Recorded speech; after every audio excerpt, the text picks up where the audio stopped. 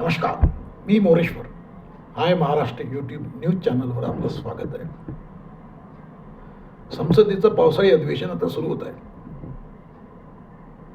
हे अधिवेशन अतिशय वादळी होणार आहे. नुसता हंगामा, कारण विरोधकांकडे प्रचंड मसाला आहे. पहिला मसाला म्हणजे राम मंदिर. अयोध्येतल्या राम मंदिरामध्ये दान चोरीतला घोटाळा, त्यात रामभक्तांची फसवणूक झाली असं विरोधकांचं म्हणणं.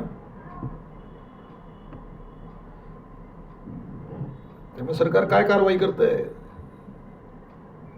पोलिसांच्या कारवाया वगैरे सुरू आहेत उत्तर प्रदेशात. पण त्याच्यावर विरोधक समाधानी नाही. त्याचं म्हणणं आहे तुम्ही सुप्रीम कोर्टाकडून चौकशी करवा, कारण हा जो ट्रस्ट आहे अयोध्येचा राम जन्मभूमीचा ट्रस्ट, हा सरकारने बनवला आहे. पंतप्रधान नरेंद्र मोदींच्या आदेशानंतर तो ट्रस्ट स्थापन झाला आहे. त्यामुळे सरकार आपली जबाबदारी झटकू शकत नाही. खालच्या लोकांना पोलिसांनी वगैरे पकडलेलं आहे, पण यात मोठे मगरमच्छ आहेत, ते मोकळे आहेत असं विरोधकांचं म्हणणं आहे. आणि अयोध्या म्हणजे व्होट बँक. आणि आता उत्तर प्रदेशात निवडणुका आहेत पुढच्या वर्षी. त्यामुळे अयोध्येतला राम मंदिर आणि तिथला दानपेटीतला घोटाळा हा या संसदेच्या अधिवेशनात सर्वाधिक वाजणार आहे. लिहून ठेवा तुम्ही. दुसरा मुद्दा आहे तो म्हणजे नीट परीक्षेतला घोटाळा.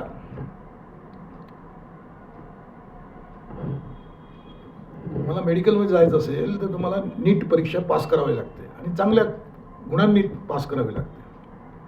अतिशय कडक परीक्षा असते, म्हणजे टफ आहे ही परीक्षा. आधी अनेक वेळा गडबड झाली, त्यात आता यावेळेला गडबड झाली, त्यामुळे पुन्हा परीक्षा घ्यावं लागली. या परीक्षेतही घोटाळे झाले असं विद्यार्थी म्हणतायत.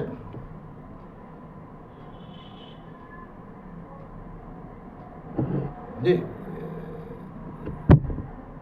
OMR मध्ये जास्त गुण आणि इकडे निकालामध्ये वेगळेच गुण. निकालामध्ये नापास. हे कसं, असा प्रश्न घेऊन काही विद्यार्थी पुढे आले आहेत. ही महत्वाची परीक्षा आहे. 22 लाख विद्यार्थी बसले होते. गेल्या वेळी ती घोटाळा झाल्यामुळे रद्द करावी लागली. 20 विद्यार्थ्यांनी आत्महत्या केल्या आहेत. अतिशय सेन्सिटिव्ह असा हा विषय आहे. आपल्या देशाची शिक्षण व्यवस्था व्हेंटिलेटरवर आहे, हे या निमित्ताने दिसत आहे. पण सरकारने किती सिरियसली घेतलं आहे. सरकार गंभीर नाही असं देखील जनभावना तयार होत आहे. त्याला कारण आहे सोनम वांगचुक यांचं उपोषण. सोनम वांगचुक गेल्या 20 दिवसापासून उपोषणावर होते. 20व्या दिवशी पोलिसांनी त्यांना उचललं आणि सफदरजंग रुग्णालयात ॲडमिट केलं. आता त्याच्यावरही आता वेगळ्या चर्चा सुरू आहेत. वांगचुक यांचं उपोषण यासाठी होतं, त्यांचं म्हणणं आहे की शिक्षण मंत्री जे आहेत, शिक्षण मंत्री धर्मेंद्र प्रधान यासाठी जबाबदार आहेत. त्यांना घरी पाठवा.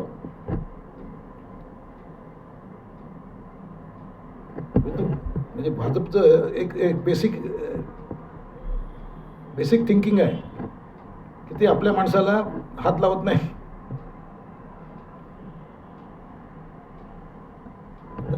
आता धर्मेंद्र प्रधान यांना भाजपने अजूनही हात लावलेले नाही. पूर्ण देशभर वेगळ्या भावना आहेत. विद्यार्थी आहेत, विद्यार्थी म्हणून विद्यार्थ्यांचे पालक संतप्त आहेत. कारण डॉक्टर बनवण्याचं स्वप्न आपल्या यांच्यामुळे संपलं, अशी पालकांची भावना आहे, विद्यार्थ्यांची भावना आहे. म्हणजे जे विद्यार्थी, जे पालक BJPचे हुकमी मतदार होते ते आता BJPच्या विरोधात गेले आहेत. ते तुम्हाला पुढच्या 29च्या निवडणुकीत दिसेल. जे विद्यार्थी इतके संतप्त आहेत, काही विद्यार्थ्यांनी तर म्हटलं आहे आम्ही कोर्टात जाऊ, आणि ते कोर्टात गेले तर सरकारची फार छिचू होणार आहे. कारण म्हणजे एका विद्यार्थ्यांनी ते म्हटलं आहे की OMR मध्ये 522 गुण दाखवले, मार्क दाखवले 522, पण इकडे फक्त 95 मार्क्स दाखवले आहेत. म्हणजे OMR मध्ये जास्त गुण मिळतात आणि इकडे तुम्हाला नापास केलं जाते. हे म्हणजे काहीतरी गडबड आहे. म्हणजे फुलप्रूफ परीक्षा देऊ आम्ही असं सरकारने म्हटलं होतं, नॅशनल टेस्टिंग एजन्सीने, पण ते काही खरं नाही. सर्व लंपन आहे. हे सरकार रिझल्ट देऊ शकत नाही चांगल्या पद्धतीने. हे पुन्हा एकदा दिसून आलेलं आहे या परीक्षेच्या बाबतीत.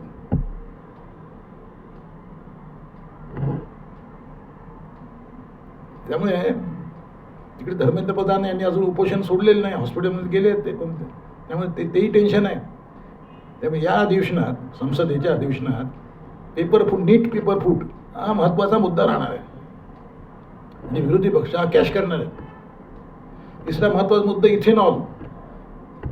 आता इथेनॉल सक्तीचं केलं आहे, 20% पेट्रोलमध्ये 20 इथेनॉल 20%. तर त्याच्यामुळे असे प्रॉब्लेम झाले की अनेकांचे इंजिन, म्हणजे कारचे इंजिन खराब होत आहेत, अनेकांचं मायलेज गेलं आहे.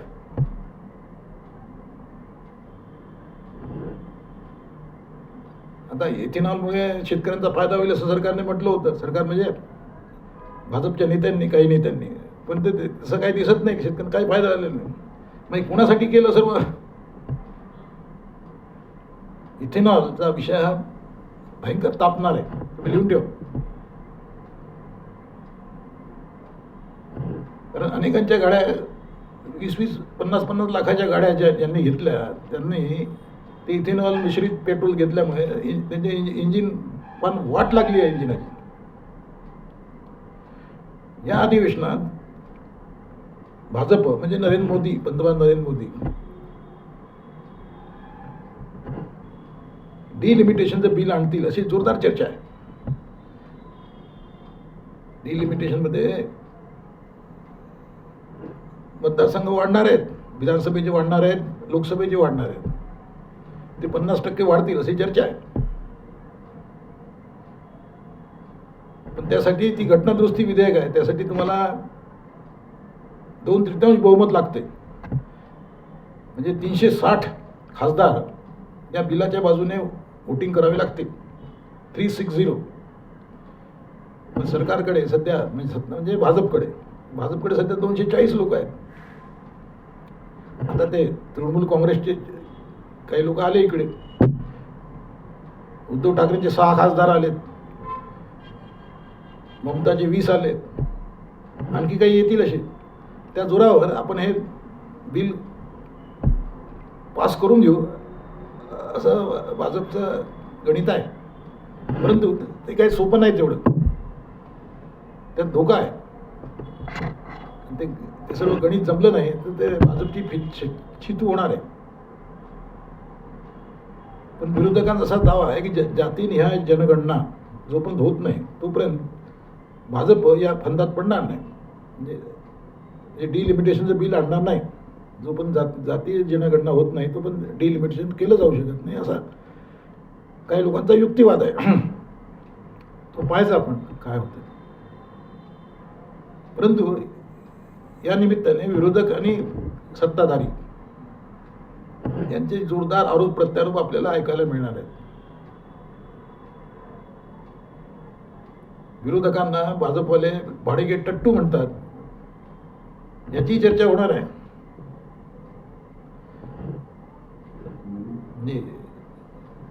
करप्शन वाढलेलं आहे, प्रचंड वाढलं आहे करप्शन.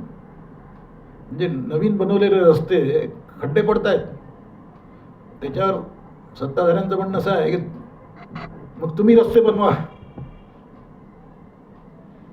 आता सामान्य माणूस कसं काय रस्ते बनवणार आहे? रस्ते सरकारलाच बनवायचे आहेत, त्यात खड्डे पडत आहेत.